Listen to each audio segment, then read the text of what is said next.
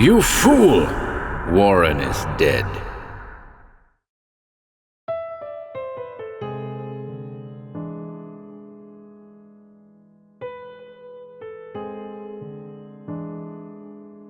Welcome to HorrorBabble. I'm back today with another Garlock's Ben story, John Lehmann Alone, which was first published in the mid-December 1987 edition of Alfred Hitchcock's mystery magazine. As floodwaters rise around a quiet rural community, an old farmer recalls the unsettling events that forever changed the lives of his closest friends. I hope you enjoy this one.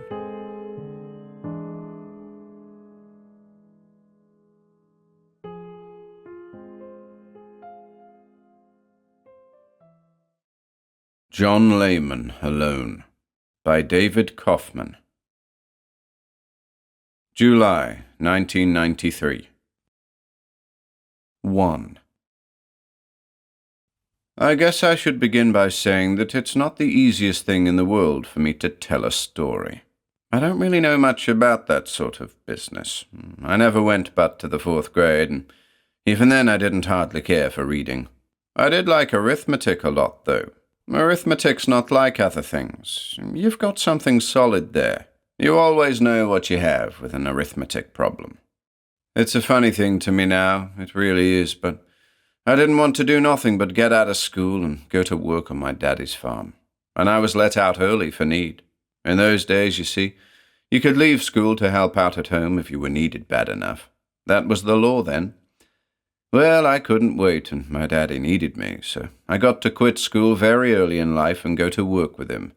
It was a happy day for me. My mother was against it. She wanted me to go on at least to the 8th grade, but I insisted. I figured I knew better. So I finished the 4th grade, as I said, and then I quit. The only reason I say all of this is because I went to school with John Lehmann, and we had been friends for all these years since.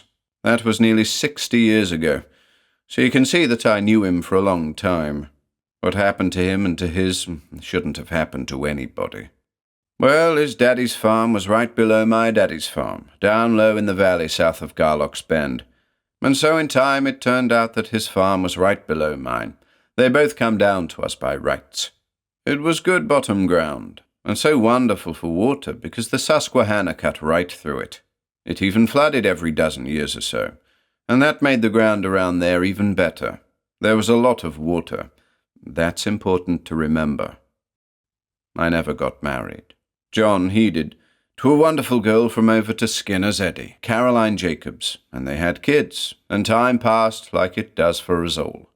The kids grew up and didn't want to stay around Garlock's Bend, so they left and went down to Harrisburg to work. Carrie, his wife, she sort of just seemed to not quite care so much about things after that.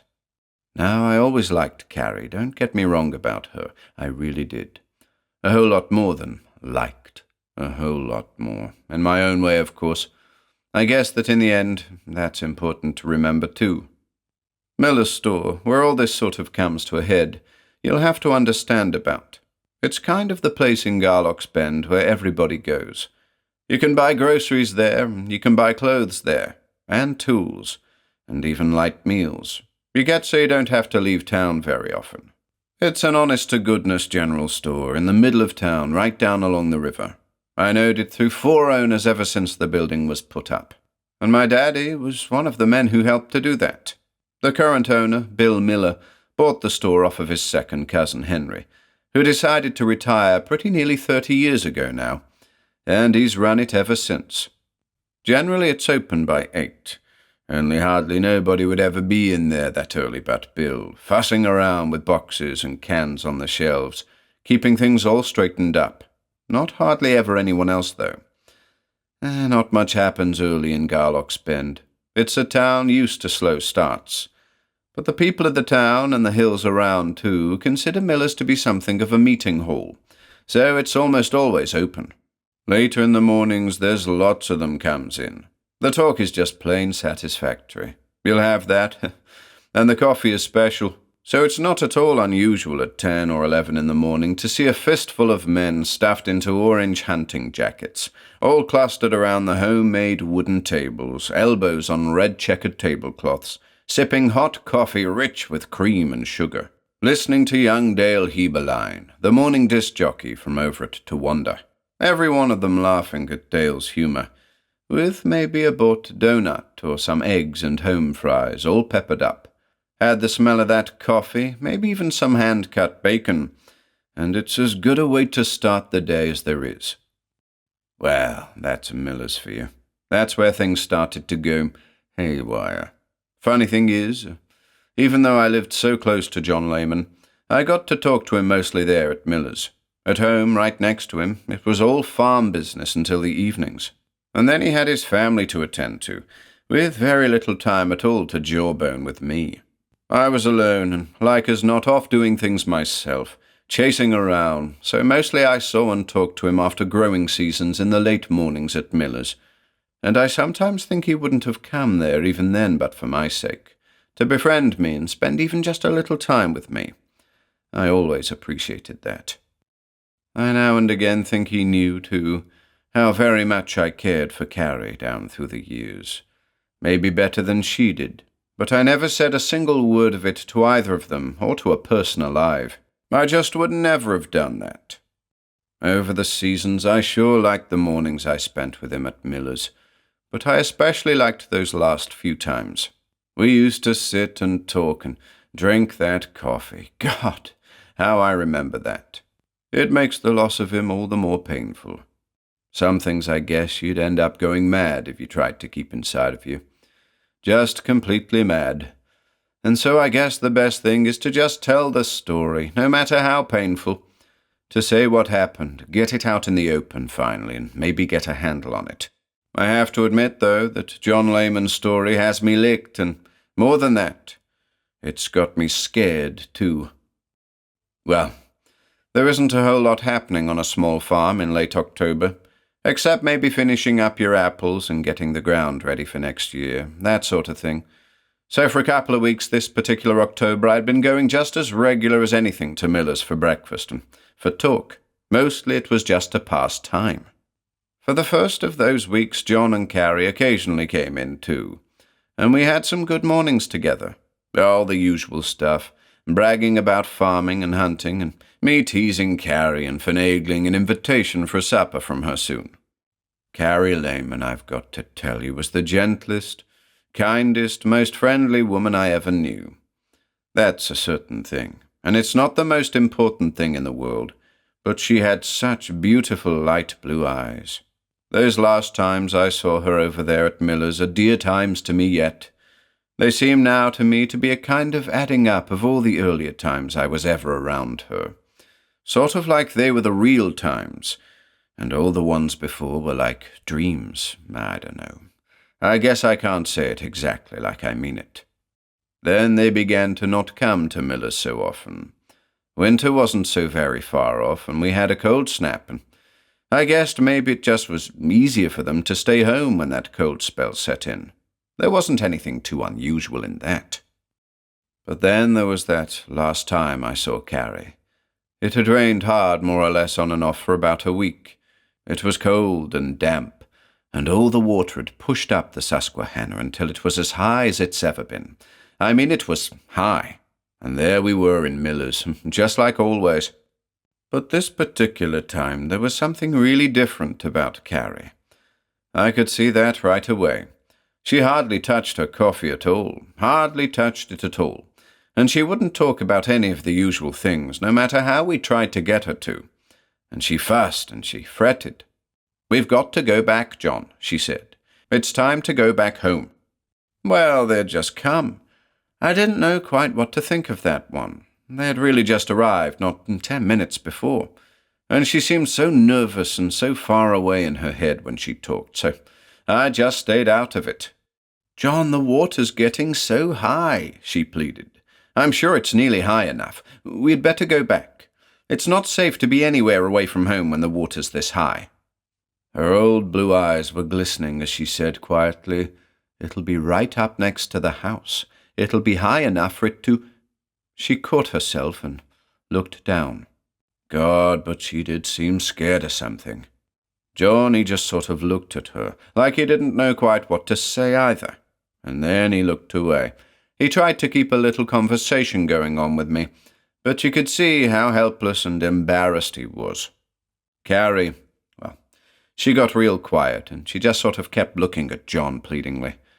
When she did finally talk again, she just mumbled. And it was about the high water, how dangerous that was, and how easy it would be to break through. And they better get home to keep everything safe. How she was scared bad for the both of them, and crazy things like that. All in sort of low and broken sentences. But I sure was feeling badly for John, and I was scared for Carrie. There was something wrong with her, all right. She wasn't acting normal. Not for her, nor for anyone else talking like that. She seemed so scared because of the rain and the water rising in the river. John, he ended up putting his arm around her and leading her quietly out of Miller's. And he bent over and kissed her head lightly once as he did. I was really touched by that display of love, him being so matter-of-fact and all. He never even looked back. Well, John did come alone a few times more to Miller's, but he seemed distant somehow. He just sat there, quiet. He never brought up Carrie, and he wouldn't answer any questions about her when someone else did. And then he always just left, like he'd decided it was a bad idea to come there in the first place. And he did that pretty nearly always right away. We never did get to see Carrie no more. No, sir, I never saw her alive after that day. There was something strange in the air. I just had this funny feeling. You know how a person can get.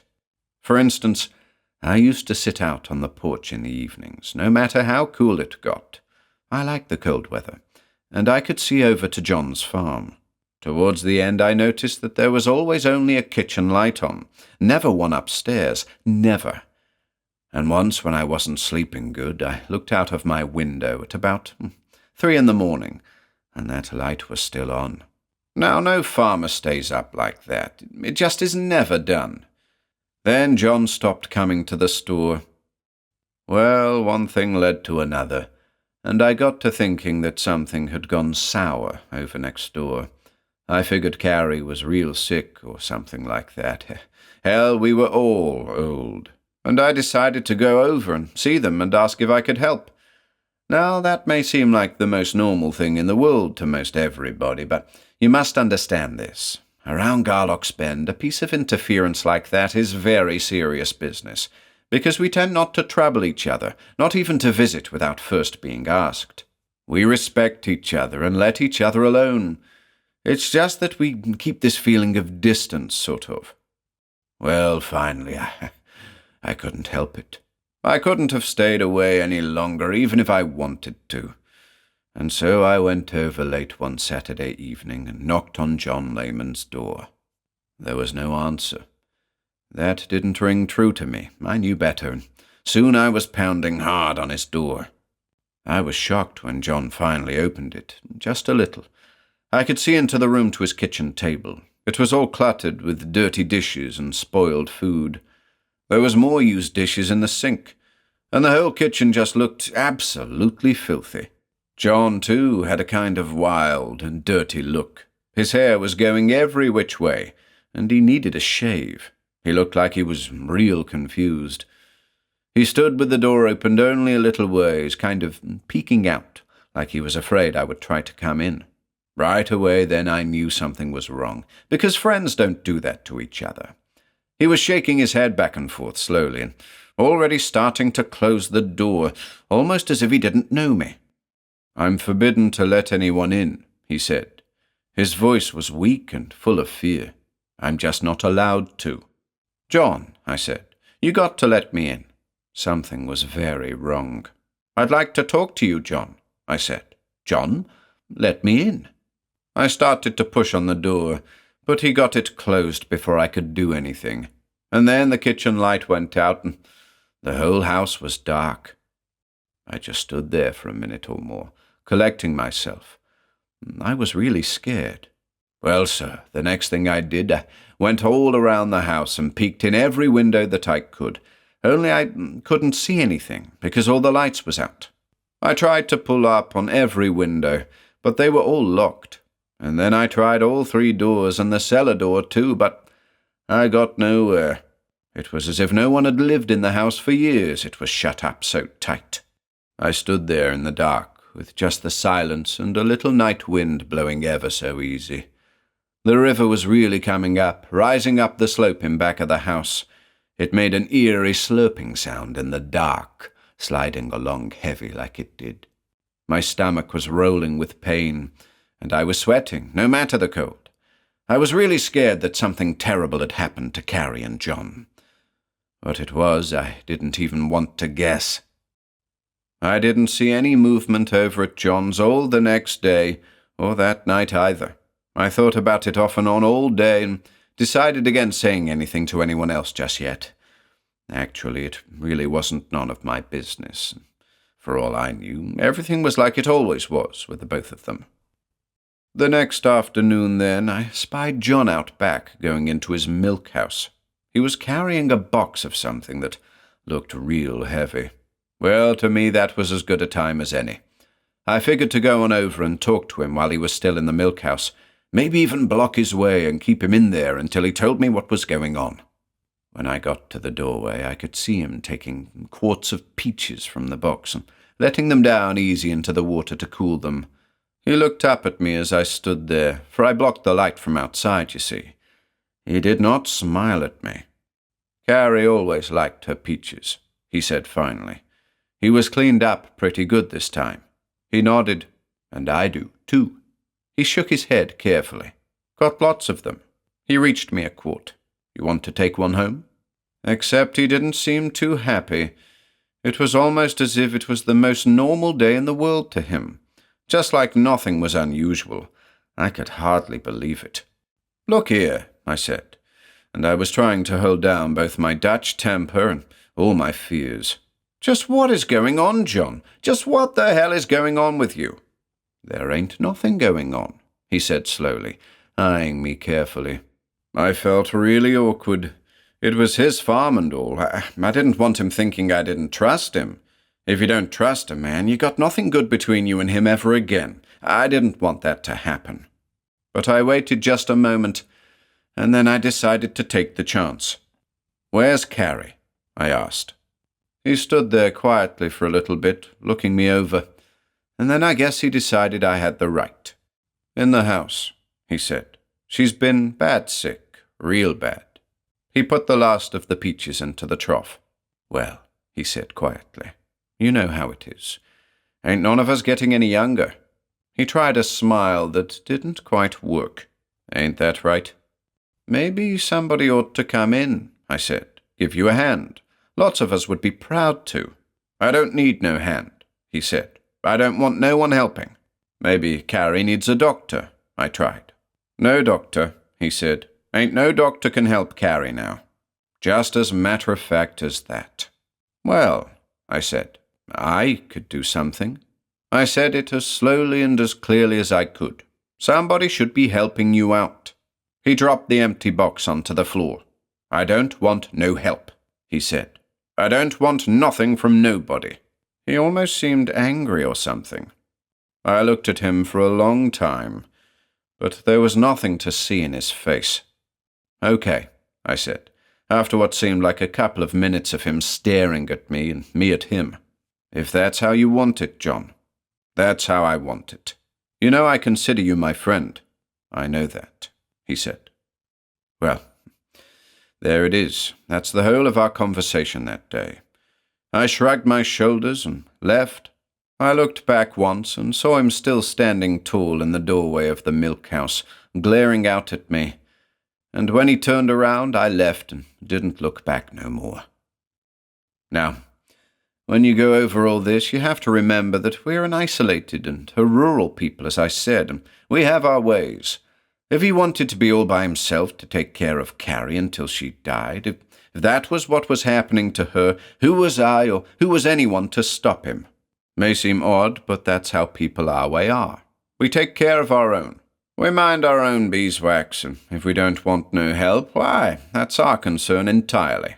I guess I understood that in him. I didn't like it, but I understood it. The idea of Carrie being on her way to dying just almost destroyed me as all. The thought of never even getting to see her again, that was an awful thing to think about. It wasn't till a couple of days later, after going over and over it in my head, that I got the first feelings that maybe there was more still. Maybe John was not telling me the full truth. Just all of a sudden I had that thought, and then I couldn't get it out of my mind. But it was obvious to me that he was nervous and frightened and not acting like himself at all. So I concluded that maybe the idea of him holding back wasn't so far-fetched. Maybe Carrie wasn't just sick. Maybe it was far worse than that. Something was making him act peculiar, and I sure did want to find out what that was.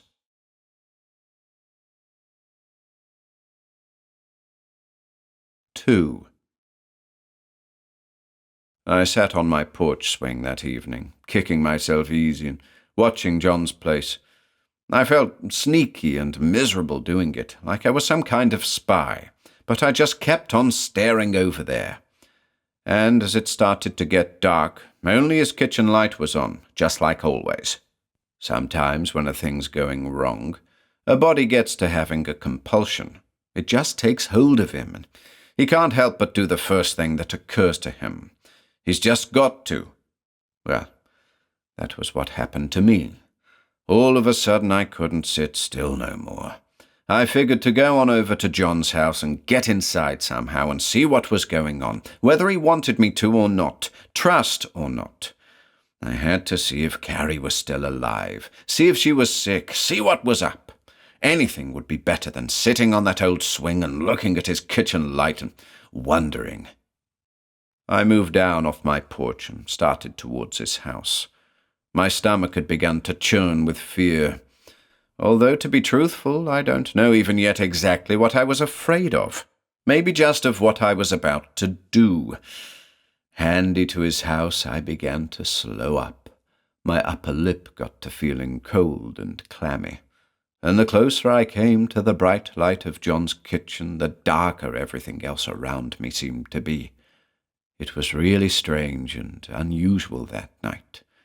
In spite of all the rain just earlier that evening and in the past weeks, the sky was so clear and so dark you could see stars right down to the horizon.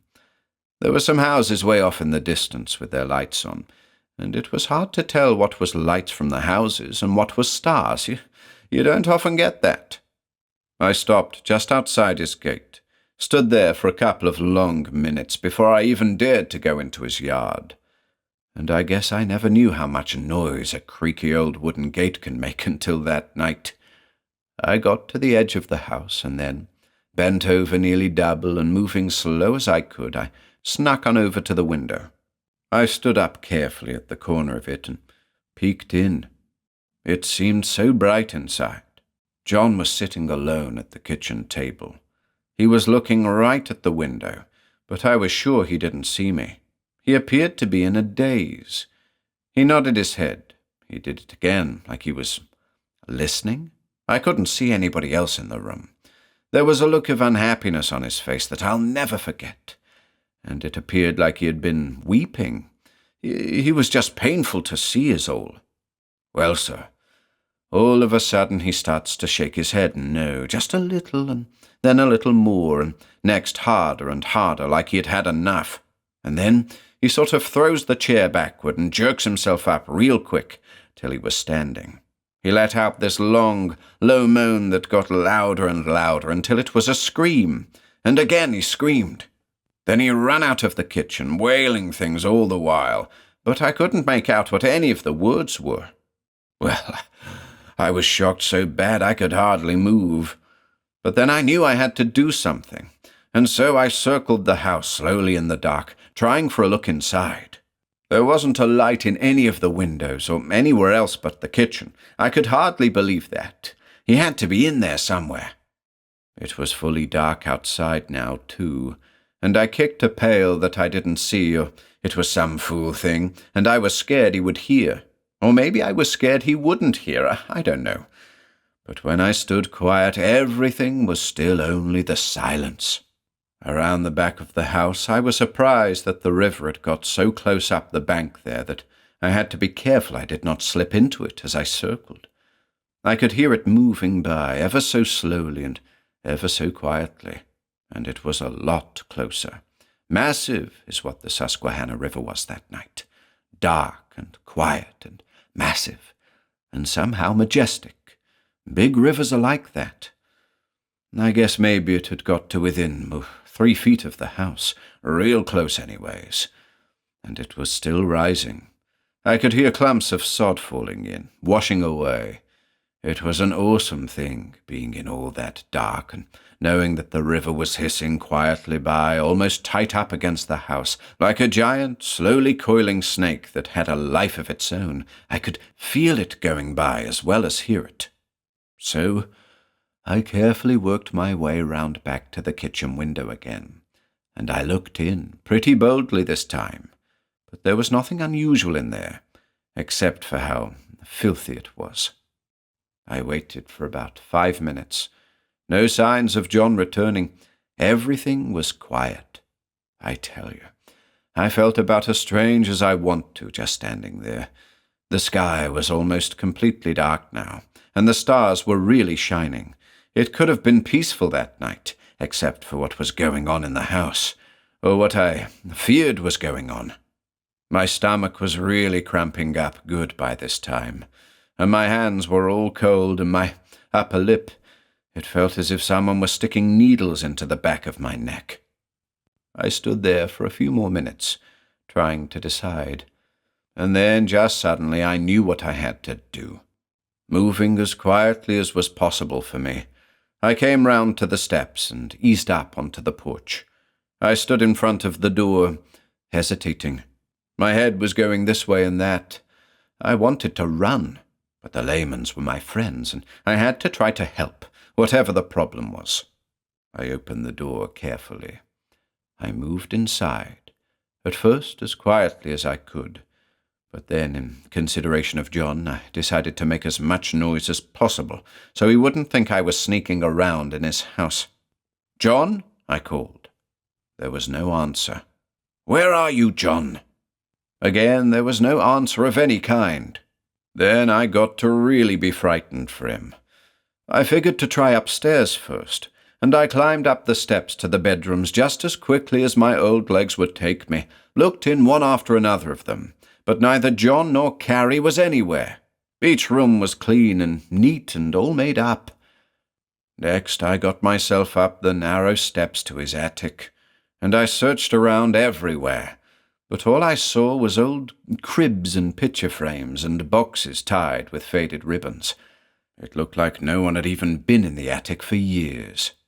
I stood up there shaking, and I expelled all the air that had been building up in my lungs. I forced myself to relax. Then I worked my way, slowly now, back down to the kitchen. I cannot tell you how depressed I had become. Their marriage, our friendship, the passing of the years, the joy of the last few weeks with them, all of it was a big whirl in my mind. I don't know what I expected to find up there, but I did expect to find something.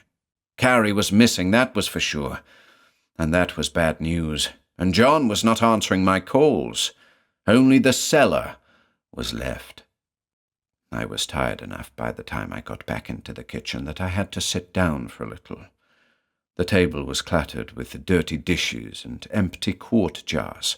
That depressed me even more, because it looked to me like John had been alone for a good while, eating peaches out of a jar like an old bachelor who no longer cared very much.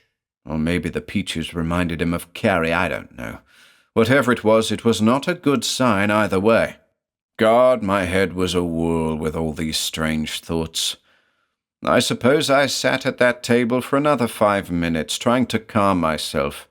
The only sound was the slow, even ticking of John's Ansonia, which Carrie brought him home from the Chicago's World's Fair. But it was inevitable. I knew I had to go into the cellar. Wherever Carrie was, that was another story. But John, He couldn't be any place else but down there. So I moved into the hallway, switched on the light, and stood in front of the cellar door. I know now what it means to be shaking like a leaf. I was so scared of what was ahead of me. I forced myself to wait for even a few more minutes, till I got a better hold of my nerves. Finally, I was ready. I eased open the cellar door just wide enough to squeeze through, and then I stood at the little landing at the top. It was pitch dark down there, pitch dark, and I switched the landing light on and off, but the bulb was burnt out or loose or something, because no light would go on. I couldn't hear anything or anybody downstairs. "John?" I called out. "John?" It's strange to me now, but I remember I called his name gently, almost as a loud whisper. Reverently even, I don't know. Like I was afraid to be too loud. That's a remarkable thing. There was no answer. I pushed open the cellar door as wide as I could to let in some light, and until my eyes got used to the darkness, I just sat down on the second step from the top and waited. Still I heard nothing, but I could not get it out of my mind that John was down there somewhere, and he was just not answering my calls. Why? I could not say. Then, little by little, I started to see shapes, and before long I could see most of the cellar. I could make out the furnace and the air ducts, a cluttered work table, the churn, things like that. Not good, but I could see them. Nothing was moving, and I decided that I had guessed wrong when I figured John Lehmann was down there. But I wanted to be sure. And so I slowly and quietly eased myself, still sitting, one step at a time, lower, till I was maybe a third of the way down, and could see all around the cellar, both in front of the steps and behind them. And then, God help me, I did see something. I was not in any way prepared for what was over on the far side, the side of the cellar along the river. I would never have guessed it in a million years. Everything was still only in shades of grey. Nothing had any colour, but by this time I could see lots of details. Close to the river wall was an old brass bed with rumpled bedclothes. I guessed soon enough that it was where John had been sleeping. It sure looked like it, down there in the cellar, probably ever since Carrie had disappeared. Then right away between the bed and the wall was a long mound, newly dug in the dirt floor. That took my breath away. I knew what it was all right. That mound was just long enough and slightly rounded. I knew what it was. Lots of feelings went rushing through my head then, fear and anger and pity and hurt, and the inevitable why. Ah, God, that scene did pain me so. I could not imagine what the mound was doing down in the cellar, and why in the world he had buried her down there. She had died, sure enough, my fears were right. But Carrie belonged in a proper grave. She did. But here she was, down in a hidden pit in a mouldy cellar, with a bed right next, and with the dark and the mildew. It was such an awful place. I do not think I can tell you just how sad and how alone I suddenly felt with Carrie gone. Then I was able to see John moving a little. I had missed him till that moment. He was kneeling at the head of the mound, with his hands clasped together, and he was trembling. I made that out. I didn't quite see his face, but he had to mean what he was doing, kneeling down like that. He was praying, is what. I could hardly believe he did not hear the noises I was making, nor the shouting, but he paid no attention. It was as if I did not exist. Well, he was right next to the wall, and the wall was right close to the river, and there was no way to tell what happened next but to say it right out. All of a sudden I caught hold of a noise, low down and far off, a kind of vague, rushing sound. Then it got to be like a grinding noise. It grew, and it kept on. It got louder and louder and closer until I could tell it was coming from outside, and still it got louder. Soon it was a roar, a loud whirring roar that was deep in the river and coming towards the house, and then, whatever it was, it crashed into the cellar wall and broke clear through and forced the water through the hole like a piston. And that water lifted John clear up and smashed him hard against the wall right in front of my eyes. In just no time at all. The water came thundering through the hole now, wailing through the hole, and it thrust every which way just violent, and I screamed and scrambled up the steps and out of the cellar just as the water pulled the steps away and filled the whole of the cellar, in only a few seconds, no more time than that. And I ran from the house as fast as I could, just as the water swirled up out of the cellar, and across the floor and out of the house. I ran till I couldn't go no farther, up a little hill just about 100 yards from my house. I fell down on the ground and couldn't move. I was so tired. I lay there, aching and heaving and panting, and I was crying and scared out of my wits. Then I sat up finally and forced myself to look, and what I saw didn't even seem real to me. The water was spilling out of the house. It looked like in slow motion now, out of the door and the first-floor windows, with odd little gurgling sounds, slowly, slowly, as if it had almost found its level. But it surrounded the house as it came out, and the house became like an island in a sudden little lake that was connected to the river. In nothing but the moonlight it was an eerie sight, let me tell you. The moon glistening easy on the water, and the house all black. John was done for, that I knew. He was finished.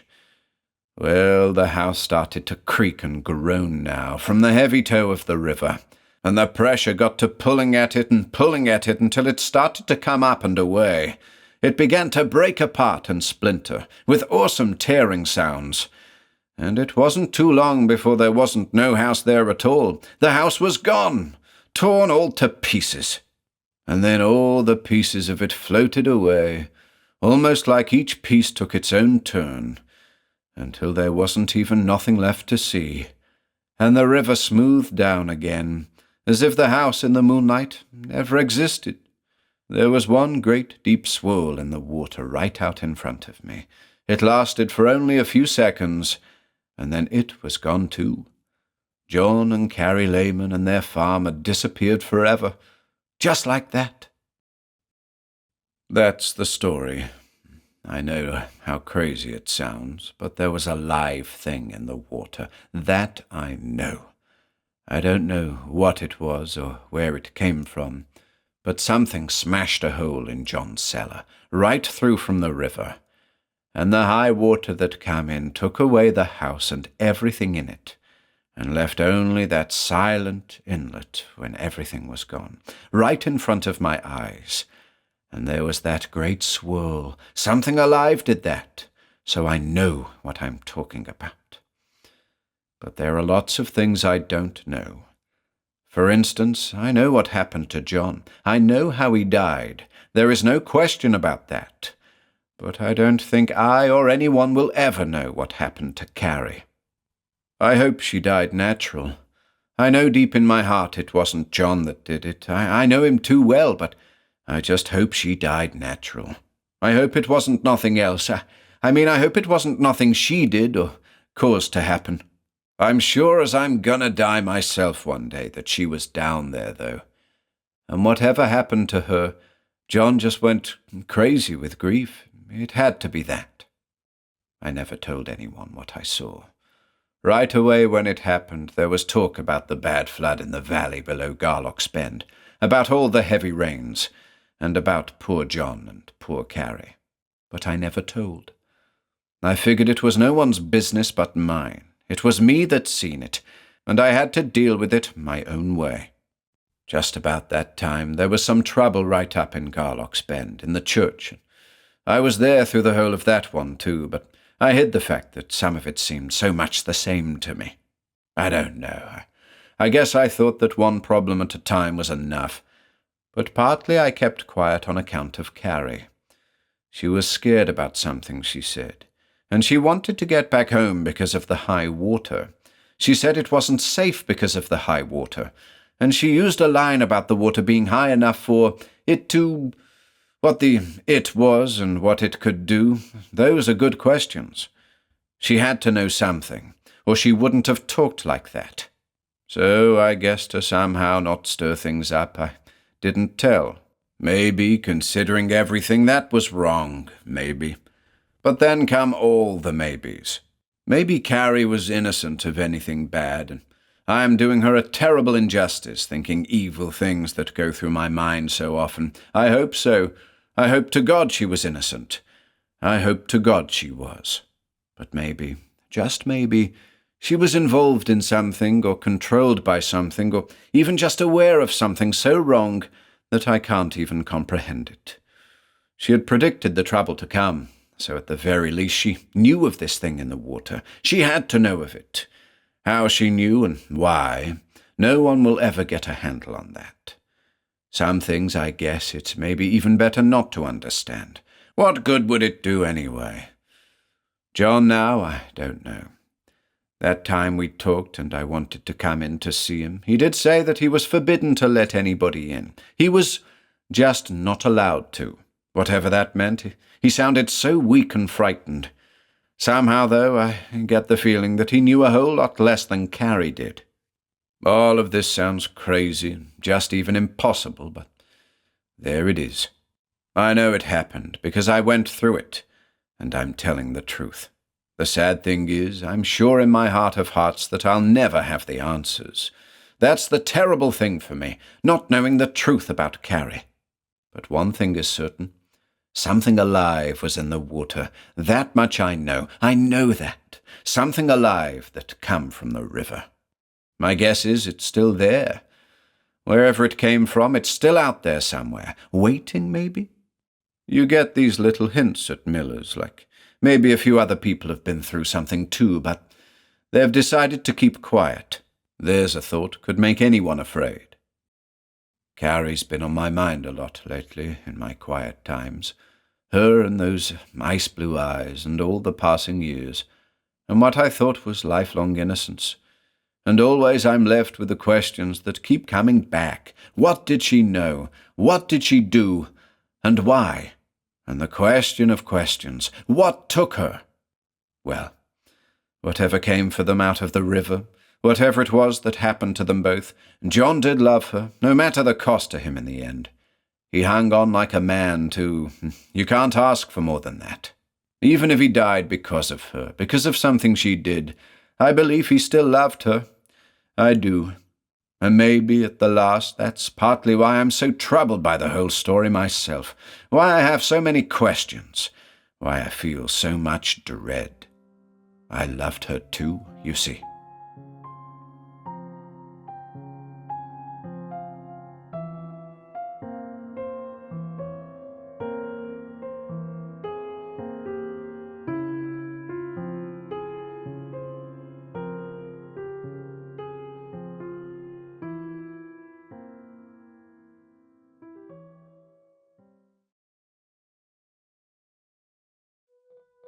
If you enjoyed listening today, be sure to subscribe to the channel by hitting the red subscribe button below.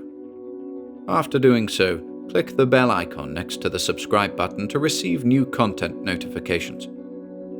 If you'd like to support our work and receive exclusive perks, consider becoming a channel member by clicking the join button below. To support us in other ways, see the video description for links to our Bandcamp and Patreon pages, and further information relating to our releases on Audible, iTunes, and Spotify. And until next time.